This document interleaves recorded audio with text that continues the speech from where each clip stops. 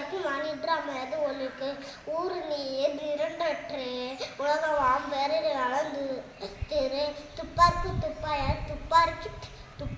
துப்பாய தூவும் மலை விண்ணின்று போய் பின் விரிநீர் வியனுலகத்து உள்நின்று உடற்றும் பசி விசும்பிலின் அல்லால் மற்றாங்கே காண்பரிது தலை காண்பரிது.